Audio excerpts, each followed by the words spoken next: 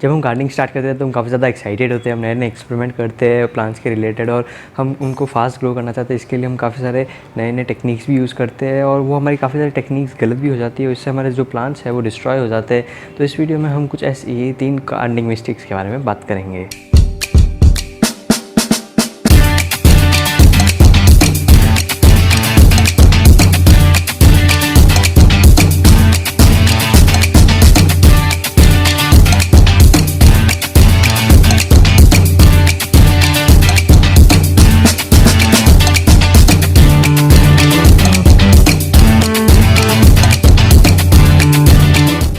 Hello Gardner's, मेरा नाम है Siddharth and welcome to 3 plants. तो आज की वीडियो में हम बात करेंगे 3 कॉमन मिस्टेक्स जो हर गार्डनर स्टार्टिंग में कर लेता है और ऐसी कुछ उनके प्रिवेंशन मेथड्स जो आप अगर करें तो आप काफ़ी हद तक वो मिस्टेक रोक सकते हैं होने से। और लास्ट में मैं बात करूँगा एक बोनस टिप के बारे में जो आप इजीली अगर आप अप्लाई करिए अपने प्लांट्स में तो उनकी जो ग्रोथ रेट है वो काफ़ी हद तक बढ़ जाएगी। तो पहली गार्डनिंग मिस्टेक की बात करें तो पहली गार्डनिंग मिस्टेक है इम्प्रॉपर वाटरिंग की, जो हमसे कभी ना कभी हो ही जाती है।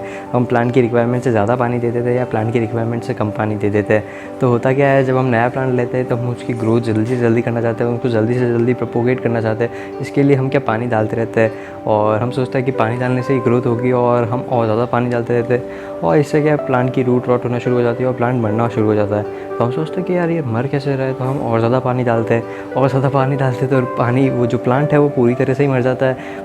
तो ये तो केस था ओवर वाटरिंग का, लेकिन इसका अपोजिट केस होता है अंडर वाटरिंग का, कि अगर आप पौधा लाते हैं और या फिर आप प्लांट ग्रो करते हैं और उसको आप भूल ही जाते हैं वाटर करना।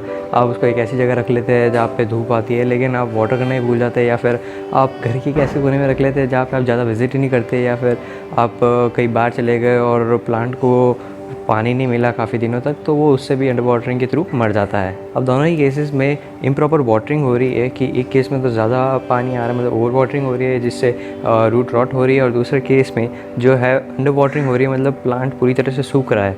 तो ये दोनों ही केस हमारे प्लांट के लिए अच्छे नहीं है। तो हमको एक प्रॉपर मेंटेन वाटर साइकिल चलानी पड़ेगी अपने प्लांट को हेल्दीली ग्रोथ कराने के लिए। इम्प्रॉपर वाटरिंग क्यों हमारे प्लांट्स के लिए हार्मफुल होती है, इसके पीछे एक साइंटिफिक रीज़न है। क्योंकि हमारा प्लांट जो है वो 2 पार्ट में डिवाइडेड होता है। एक तो जो सॉइल के नीचे वाला पार्ट जिसमें रूट्स डेवलप होती है और वो वहाँ से न्यूट्रिएंट्स वगैरह एब्जॉर्ब करता है, और एक सॉइल के ऊपर वाला पार्ट जो एयर या एटमॉस्फेयर से अपने न्यूट्रिएंट्स और ऑक्सीजन एब्जॉर्ब करता है। अब होता ये है कि जब जो प्लांट है वो ऊपर वाला हिस्सा है वो तो एटमॉस्फेयर से ऑक्सीजन ले लेता है डायरेक्टली अपनी लीव्स के थ्रू या फिर अपनी स्टेम के थ्रू, लेकिन जो नीचे वाला हिस्सा है जो रूट्स होती है वो सॉइल में जो एब्जॉर्ब ऑक्सीजन होती है उसी को लेती है और वाटर उसमें एज अ मीडियम काम करता है। लेकिन अब अगर आप ओवर वाटर करेंगे तो वो जो एयर बबल्स होते हैं सॉइल में वो वाटर की जगह रिप्लेस हो जाते हैं और वाटर ही वाटर हो जाता है हर जगह, और इससे प्लांट की रूट्स जो है वो रॉट होना शुरू हो जाती है, वो पूरी तरह मर जाता है। और उसके अगर अपोजिट बात करें, जब अंडर वाटरिंग हो जाती है तो प्लांट को वाटर ही नहीं मिल पाता, सॉइल को वाटर ही नहीं मिल पाता, तो वो न्यूट्रिएंट्स कैसे कैरी फॉरवर्ड करेगा अपने प्लांट में। तो इसी तरह वो दोनों ही केसेस में हार्मफुल हो जाता है और ऑक्सीजन मिल नहीं पाती और न्यूट्रिएंट्स मिल नहीं पाते। इसी वजह से प्लांट की ग्रोथ रुक जाती है और प्लांट डिस्ट्रॉय होना शुरू हो जाता है। तो अब बात कर रहे थे हम कैसे ओवर वाटरिंग या अंडर वाटरिंग को रोके हमारे प्लांट्स में और कैसे हम हमारे प्लांट की ग्रोथ को इंक्रीज़ करें। तो अब आप पूछेंगे कि भाई मेरे को कैसे पता चलेगा कि मेरे प्लांट को कब पानी की ज़रूरत है और कब नहीं है, और कब मैं पानी दूँ या कब नहीं दूँ। तो इसका सिंपली आंसर ये है कि आपको पहले इस प्लांट को, जो भी आप प्लांट उगाना चाहते हैं उसको आपको समझना पड़ेगा कि ये वाटर लविंग प्लांट है या वाटर लविंग प्लांट नहीं है। मतलब उसको पानी पसंद है, उसको मॉइस्ट सॉइल पसंद है कि नहीं है। अगर उसको मॉइस्ट सॉइल पसंद नहीं है तो आप भले उसको जितना भी गीला कर ले वो ग्रो नहीं होगा, और अगर इसके ऑपोजिट वो उसको मॉइस्ट सॉइल पसंद है और आप उसको सूखा रखेंगे तो वो डिस्ट्रॉय हो जाएगा प्लांट। और सेकंड चीज़ आप कर सकते हैं कि आप जब भी पानी दें तो आप मिट्टी को एक बार देख लीजिए। मिट्टी में अगर आप आधे इंच तक अपनी उंगली डाल के देख लीजिए कि आपकी जो मिट्टी है वो गीली है कि नहीं है, या फिर मिट्टी जो है वो आपके उंगलियों पे चिपक रही है कि नहीं चिपक रही है। अगर चिपक रही है तो पानी डालने की ज़रूरत है नहीं, और अगर नहीं चिपक रही तो आप पानी डाल दीजिए। और थर्ड चीज़ है आपके एक्सपीरियंस से, जब आप गार्डन में गार्डनिंग करेंगे, नए नए प्लांट्स उगाएंगे, एक्सपेरिमेंट्स करेंगे और कई बार वो फेल भी होंगे, उसी से आपको पता चलेगा कि कौन से प्लांट को कितना पानी चाहिए और कब पानी चाहिए, और गर्मियों में कितना पानी चाहिए और सर्दियों में कितना पानी चाहिए। तो वो एक्सपीरियंस के थ्रू ही आपको पता चलेगा। Second most common gardening mistake जो हम सब कभी ना कभी करते हैं वो है इम्प्रॉपर लाइटनिंग की। जो सनलाइट मिलनी चाहिए प्लांट्स को वो मिल नहीं पाती और इससे अच्छे से वो ग्रो नहीं कर पाते। कई बार हम क्या करते हैं, इंडोर के प्लांट्स जो होते हैं जिनको कम लाइट की ज़रूरत होती है उनको हम रख लेते हैं आउटडोर्स जहाँ पे बहुत ज़्यादा लाइट आती है, या फिर जो आउटडोर के प्लांट्स होते हैं उनको हम रख लेते हैं इंडोर्स जहाँ पे कम लाइट मिल पाती है और दोनों में ही सनलाइट मिल नहीं पाती अच्छे से, या फिर ज़्यादा मिल जाती है तो वो सनबर्न हो जाते हैं और वो अच्छे से ग्रो नहीं कर पाते और कई बार मर भी जाते हैं प्लांट्स। सबसे पहले हम जान लेते हैं कि जो सनलाइट है वो हमारे प्लांट की ग्रोथ में इतना इंपॉर्टेंट रोल क्यों प्ले करती है। जो प्लांट की ग्रोथ है वो एक प्रोसेस पे डिपेंड करती है जिसको कहते हैं फोटोसिंथेसिस, जो सनलाइट को एब्जॉर्ब करता है प्लांट अपनी स्टेम्स या फिर अपने लीव्स के थ्रू, और उस सनलाइट या फिर लाइट को एब्जॉर्ब करने के बाद उसको केमिकल एनर्जी में कन्वर्ट करता है और उसी से वो फ्यूल बनाता है जिससे वो ग्रो कर पाता है। लेकिन जब ये लाइट उसको मिलेगी नहीं या फिर जितनी रिक्वायरमेंट ऑफ लाइट है उसको उतनी लाइट ही नहीं मिलेगी तो ये प्लांट अच्छे से ग्रो नहीं कर पाएगा और फोटोसिंथेसिस का जो प्रोसेस है वो हो नहीं पाएगा और इससे जो प्लांट है वो अच्छे से ग्रो नहीं कर पाएगा और वो एक जगह जाके रुक जाएगा। तो आप पूछेंगे भाई हमको कैसे पता चलेगा कि किस प्लांट को कितनी सनलाइट की ज़रूरत है या फिर हम उसको आउटडोर्स रखें या इंडोर्स रखें। तो जब भी आप प्लांट ख़रीदें तो आप एक बार उसको गूगल कर लीजिए कि उसको प्लांट रिक्वायरमेंट क्या है, मतलब उसकी केयर टिप्स या फिर उसकी वाटरिंग साइकिल क्या है, या फिर उसको आप आउटडोर्स रख सकते हैं या इंडोर्स रख सकते हैं, या फिर कितनी उसको सनलाइट की ज़रूरत है।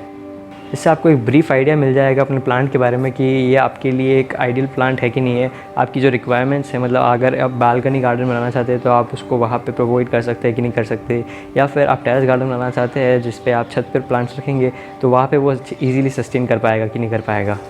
अब कुछ कॉमन पौधों की बात करें जिनको ज़्यादा सनलाइट की ज़रूरत होती है, जैसे कि हमारे जितने भी वेजिटेबल्स या फ्रूट्स के प्लांट्स होते हैं उनको बहुत ज़्यादा सनलाइट की ज़रूरत होती है, लगभग 7 से 8 घंटे की सनलाइट की ज़रूरत होती है और उनको वाटर भी हर रोज़ चाहिए होता है। और दूसरी ओर बात करें जिनको कम लाइट की ज़रूरत होती है वो होता है हमारा इंडोर प्लांट, जैसे कि मनी प्लांट हो गया या फिर स्नेक प्लांट हो गया या फिर जितने भी टाइप के इंडोर प्लांट्स होते हैं वो सब जिनको कम लाइट की ज़रूरत होती है। रिसेंटली हमने टमेटोज़ पे एक ब्लॉग लिखा था, कि आपने वो ब्लॉग पढ़ा है कि नहीं पढ़ा है। हम ऐसे काफ़ी सारे ब्लॉग्स लाते रहेंगे आगे वेजिटेबल्स, फ्रूट्स, ग्रोन के ऊपर या फिर ऐसी टेक्निक्स के ऊपर और इंडोर प्लांट्स के ऊपर, तो आप वो आर्टिकल पढ़ सकते हैं blog.3plants.in पर, और ऐसे काफ़ी सारे आर्टिकल्स आपको मिल जाएंगे वहाँ पे। Third most common gardening mistake होती है वो है not choosing the right type of soil. Soil एक काफ़ी ज़्यादा इंपॉर्टेंट रोल प्ले करती है प्लांट के ग्रो होने में या फिर उसके डिस्ट्रॉय होने में। हम कई बार सॉइल को काफ़ी लाइटली ले लेते हैं और कोई भी सॉइल उठा के लेके आ जाते हैं और हम उसमें प्लांट्स उगाने की कोशिश करते हैं और हमारे प्लांट्स इजीली उग नहीं पाते। लेकिन हमको ये समझना होगा कि जितनी अच्छी सॉइल होगी, जितने अच्छे उसमें न्यूट्रिएंट्स होंगे, उतनी इजीली और अच्छे से हमारा प्लांट ग्रो कर पाएगा। अब बात करें टाइप ऑफ सॉइल्स की तो वो काफ़ी सारे टाइप्स में आती है, जैसे कि लूमी सॉइल, क्ले सॉइल या फिर आपकी सैंड। मैं इन सब नामों से आपको कंफ्यूज नहीं करना चाहता, इसलिए हम सिर्फ गार्डन सॉइल और सैंड के बारे में बात करेंगे, मतलब आपकी नॉर्मल जो गार्डन में मिलने वाली मिट्टी होती है और जो बजरी होती है उसके बारे में ही बात करेंगे। हर प्लांट की जो रिक्वायरमेंट ऑफ सॉइल होती है वो अलग अलग होती है। किसी प्लांट को वेल ट्रेन सॉइल चाहिए होती है, किसी को बहुत ही पोरस सॉइल चाहिए होती है और किसी को काफ़ी क्ले टाइप सॉइल चाहिए होती है जिसमें मॉइस्चर वो लॉक कर सके। तो हर प्लांट की रिक्वायरमेंट के हिसाब से हमको सॉइल को चूज़ करना पड़ेगा। तो अगर मैं आपको एक सिंपल रूल बताऊँ तो अगर आपको वेल ट्रेन सॉइल बनानी है तो आप जो गार्डन सॉइल का वो पोर्शन है और जो सैंड का पोर्शन है, तो गार्डन सॉइल का पोर्शन आप कम रखें और जो सैंड का पोर्शन है उसमें ज़्यादा रखें, जिससे वो एक वेल ट्रेन सॉइल बन जाए। और अगर आपको एक वाटर लॉकिंग सॉइल बनानी है तो इसमें आप गार्डन सॉइल का जो पोर्शन है वो ज़्यादा रखें और सैंड का पोर्शन कम रखें। कई बार क्या होता है, हमारे आसपास जो मिट्टी मिल रही होती है वो इतनी अच्छी नहीं होती और हम वो यूज़ नहीं कर सकते, तो इसके रिप्लेसमेंट में आप कोकोपीट यूज़ कर सकते हैं। आप उसको ऑनलाइन ख़रीद सकते हैं। कोकोपीट सॉइल से 10 टाइम्स हल्की होती है और उसमें न्यूट्रिएंट्स भी ज़्यादा होते हैं। आप कोकोपीट में लगभग हर चीज़ उगा सकते हैं। ऑर्गेनिक फार्मिंग में ये काफ़ी ज़्यादा यूज़ होती है और क्योंकि ये लाइट वेट होती है और इसमें न्यूट्रिएंट्स ज़्यादा होते हैं तो इसमें आप सब्जियां भी उगा सकते हैं। क्योंकि ये हल्की होती है तो ये टेरेस गार्डन या फिर बालकनी गार्डन में भी काफ़ी ज़्यादा यूज़ होती है। बोनस टिप से पहले अगर आपने हमारे चैनल 3 प्लांट्स को सब्सक्राइब नहीं किया तो सब्सक्राइब कर देना। और क्या आपने हमारा लास्ट वीडियो देखा है जो कि सक्लेंट्स के ऊपर था? अगर नहीं देखा है तो मैं उसका लिंक डिस्क्रिप्शन में दे दूँगा, आप देख लीजिए। तो आज की जो बोनस टिप है वो है proper spacing between the plants.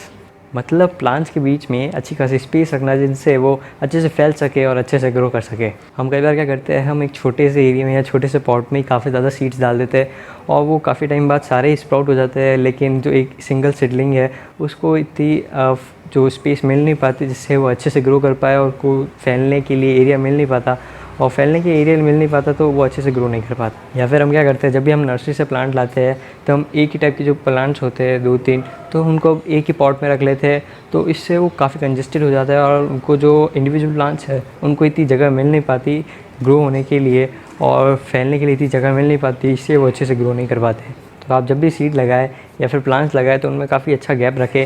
जब भी आप पॉट में सीड्स लगाए तो 2 या 3 से ज़्यादा सीड्स ना लगाए एक पॉट में, और उनमें भी 1-2 इंच का गैप रखें हर सीड के बीच में। और जब भी प्लांट्स लगाए तो एक पॉट में एक ही प्लांट लगाए, या फिर अगर आप गार्डन में प्लांट्स लगा रहे हैं तो आप थोड़ा स्पेस रखें बीच में, जिससे वो अच्छे से फैल जाए प्लांट और बड़ा हो तो उसको जगह की प्रॉब्लम ना हो। तो आज की वीडियो के लिए इतना ही गाइस। ये वीडियो आपको कैसा लगा कमेंट्स में बताइए। हमारे चैनल 3 प्लांट्स को सब्सक्राइब कर दीजिए और इस वीडियो को लाइक कर दीजिए और अपने दोस्तों के साथ शेयर कर दीजिए। तब तक के लिए बाय बाय।